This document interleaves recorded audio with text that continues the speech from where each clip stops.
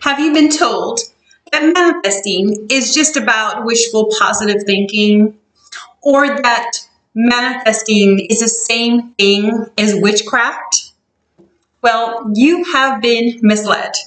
In this video, we are going to be debunking the biggest myths surrounding manifesting that could possibly be holding you back from your true potential. These misconceptions might be the reason your manifestations aren't coming as quickly as you'd like. Well, stay with me as we uncover the truth behind manifesting and what no one is telling you. So hit that subscribe button and let's expose the truth together. Okay, so let's get into the very first myth that I have heard and read in the YouTube community, okay? And it's a silly myth that you have to be in a positive mood all the time or have a perfect self-concept in order to manifest your desires. Well, I'm here to tell you that it's absolutely false, okay? I was able to manifest my dream vehicle a couple decades ago in spite of having very bad self-concept at that time in my life, okay? I no longer have a bad concept about myself, but I managed to totally manifest my dream vehicle through all of the negative moods or bad hair day, okay? So I just have to bring that to your attention because it's something I hear a lot in the YouTube community. So although it is very helpful to keep a positive mindset because it does help keep you in alignment with your desires, it is not a requirement. Your emotions like frustration or sadness, or even emotions like uncertainty, they do not block your ability to manifest, okay? In fact, learning to harness all of your emotions, both positive and negative, and using them constructively can empower your manifestations. So it's not about suppressing your negative feelings, okay?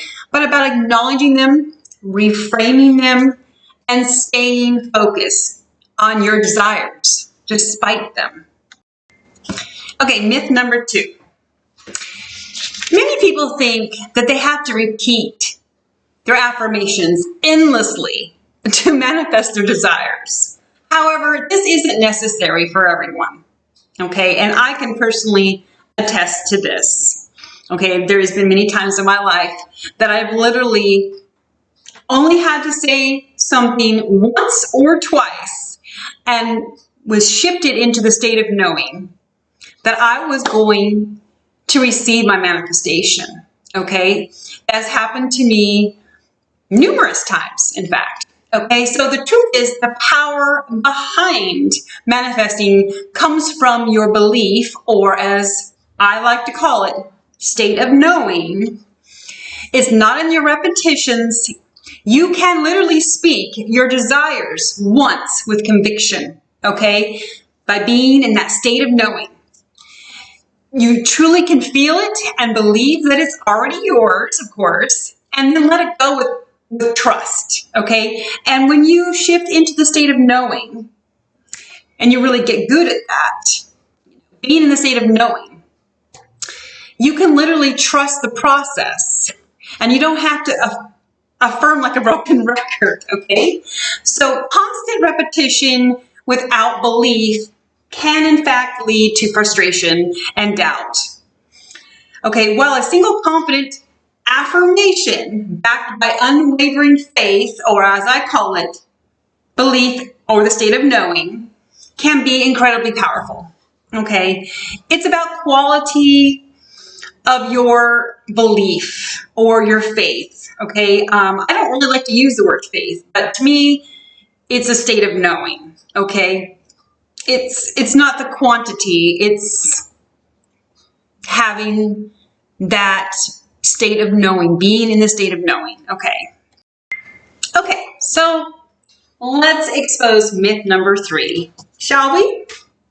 Many people confuse manifesting with witchcraft due to misconceptions about both practices, leading to the myth that they are the same thing. Let's break down why manifesting is not the same thing as witchcraft and bust this myth.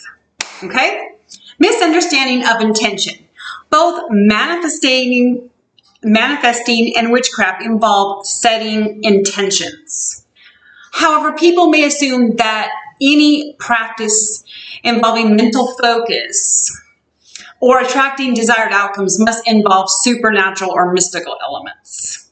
Okay, so that is like the spiritual and new age language. Manifesting is often described, using terms like energy or universal laws, which some might associate with esoteric or magical practices, okay?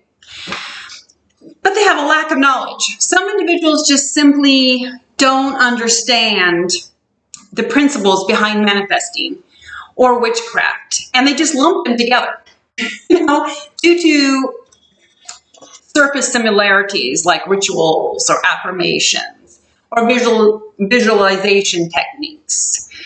No, manifesting is not the same as being a witch, okay? So while witches may practice manifesting as part of their belief system, manifesting itself is not tied to any external rituals, okay? And practices to alter outcomes. I mean, none of that is done. There's no rituals of that nature in manifesting. So, in summary, manifesting is about using your mental and emotional energies to create a reality aligned, with your desires.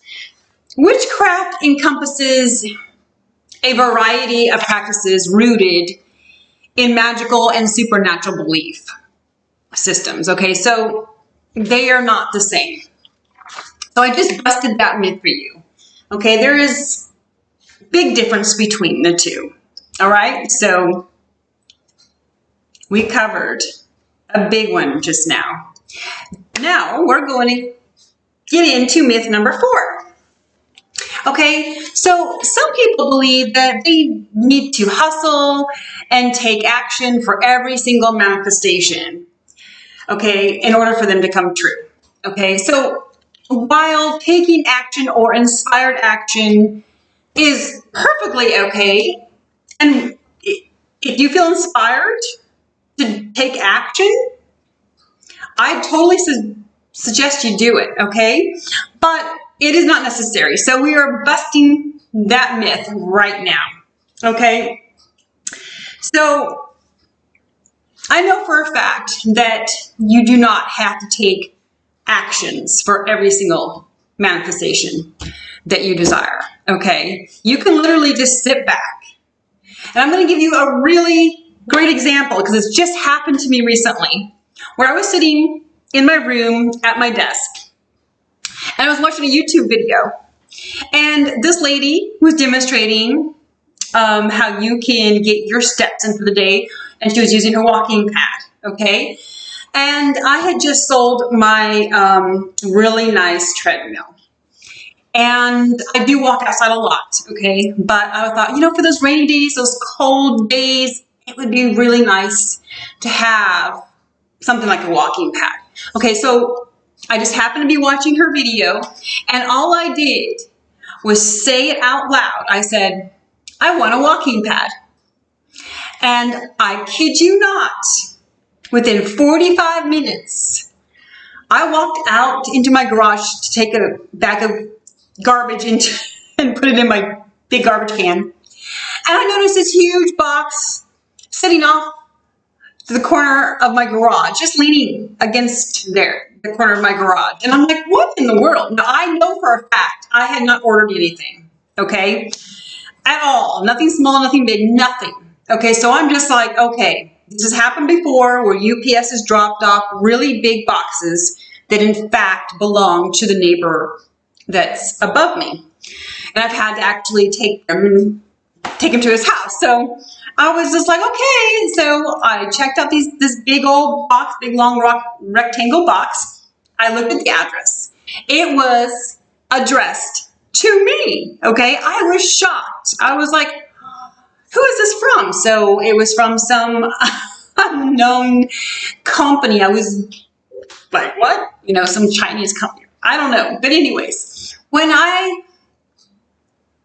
unpackaged that box, you will never believe what was in it, okay? It was what I had just spoke into existence 45 minutes prior to that box showing up, okay? I was flabbergasted. I was just like, wow, I spoke that into existence and it literally showed up in my house, okay? So did I have to take action and manually walk to the store and buy it? No, it literally came to me, okay? So inspired action is wonderful, and I have actually been inspired to take action, and that also brings about your desired manifestations, okay? But I will tell you that is not necessary for every single one of your desired manifestations, okay? You can literally just sit back and have everything just come to you and fall directly into your lap, okay? So that myth has been busted. So now I'd like to share a small example of another time in my life where I brought about my desired manifestation without lifting a finger or taking action. Okay, so I did this through just being in the state of thinking, okay? I sat with my thoughts and I thought to myself, I want this, I want that, okay? Now the person who ended up receiving my thoughts, and it was the right person, by the way, this person ended up speaking and doing everything that I was thinking through thought transmission. Okay? Now, is thought transmission real? Well, stay tuned, because in my upcoming video, I will be explaining what it is and why it is considered a real phenomenon amongst experts. And I know you are not going to want to miss this upcoming video. Like, comment down below, let me know like what you're manifesting next, or it could be anything. Give me a like, share the video if you actually like it, and I will see you all in my next video.